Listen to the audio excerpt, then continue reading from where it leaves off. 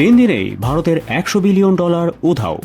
Jet বিমান, drone তো আছেই, এর সাথে শুধু শেয়ার বাজার থেকেই 3 দিনে হারিয়ে গেছে $83 বিলিয়ন। মাথায় হাত পড়েছে বিনিয়োগকারীদের। বিদেশি বিনিয়োগকারীরাও ভারত ছেড়ে যাচ্ছে। রুপির দাম এত নিচে নেমে গেছে যে এটি থামাতে শুক্রবার ভারতের কেন্দ্রীয় ব্যাংকে হস্তক্ষেপ করতে হয়েছে। ঘটনা প্রবাহে পাকিস্তানের ভূমিকা ছিল শুধু ধৈর্য ধরে পরিস্থিতি মোকাবেলা করা। এতেই ভারতের $100 বিলিয়ন হাওয়া। পাকিস্তান পাল্টা ব্যবস্থা নিলে কি হতো তা কল্পনাও করা যায় না। ভারতীয় শেয়ার বাজার কর্তৃপক্ষ জানিয়েছে বাজার সূচক ৮০,০০০ থেকে ২৪,০০০-এ নেমে গেছে। কারণ ভয়। ৭ মে মধ্যরাতে ভারতের বিমান বাহিনী পাকিস্তানের মুজাফফরবাদ, কোটলি, মুরিদকে বিমান হামলা চালায়, যার নাম দেয়া হয় অপারেশন সিন্দুর।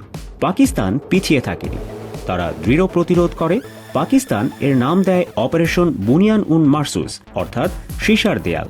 ২৪ মিনিটের অভিযানেই পাকিস্তান ৫টি ভারতীয় যুদ্ধ বিমান ভূপাতিত করে। এর মধ্যে 4টি রাফাল জেট, যা ভারতের সবচেয়ে আধুনিক ও গর্বের বিমান। ফ্রান্সের গোয়েন্দা কর্মকর্তারা সিএনএনকে জানিয়েছেন পৃথিবীর কোনো যুদ্ধে একটিও রাফাল জেট ভূপাতিত হয়নি। একমাত্র ভারতের হাতে গিয়েই প্রথমবারের মতো এই বিমানের চরম বেইজ্জতি হল। এরপর পাকিস্তান আরও চাঞ্চল্যকর দাবি করে। তারা বলছে ভারতের পাঠানো ৭৭টি ইসরায়েলি আরব ড্রোন তারা ধ্বংস করেছে। এই ড্রোনগুলো সাধারণত ইলেকট্রনিক পদ্ধতিতে নিষ্ক্রিয় করা হয়। পাকিস্তান সেনাবাহিনী বলছে পাকিস্তানের প্রতিরোধ ব্যবস্থা যে কত আধুনিক সে সম্পর্কে ভারতের কোনো ধারণাই নেই। বিমান ও ড্রোন হারিয়ে ভারতের ক্ষতি হয়েছে অন্তত $5 বিলিয়ন, সাথে স্থাপনার ক্ষতি তো আছেই। আকাশ বন্ধ হওয়ায় এভিয়েশনে ক্ষতি প্রায় $1 বিলিয়ন। এর উপর মরার উপরে খাড়ার ঘা শেয়ার বাজারে পতন। ভারতীয় রুপির দাম এত নিচে নেমেছে যে রিজার্ভ ব্যাংকে হস্তক্ষেপ করতে হয়েছে। স্মরণকালের মধ্যে ভারতের অর্থনীতি এখন সবচেয়ে খারাপ অবস্থায় আছে। বাংলাদেশিদের জন্য ভিসা বন্ধ করে ভারতের হাসপাতাল আর ট্যুরিজম বাণিজ্য 4 ভাগের 1 ভাগ কমে গেছে। গত 1 বছরে রিজার্ভ কমেছে $80 বিলিয়ন। বেকারত্বের হার স্মরণকালের সবচেয়ে বেশি।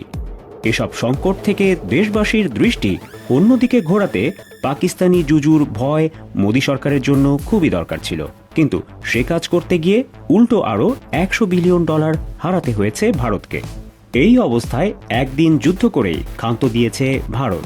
আন্তর্জাতিক মহলের শান্তির আহ্বান মেনে নিয়েছে, অথচ 2 দিন আগেই সংযমের কথা বলায় ইউরোপীয় ইউনিয়নের সমালোচনা করেছিল তারা। পাকিস্তানের সেনাপ্রধান বলেছেন পাকিস্তানের কি শক্তি আছে তা জানে না ভারত।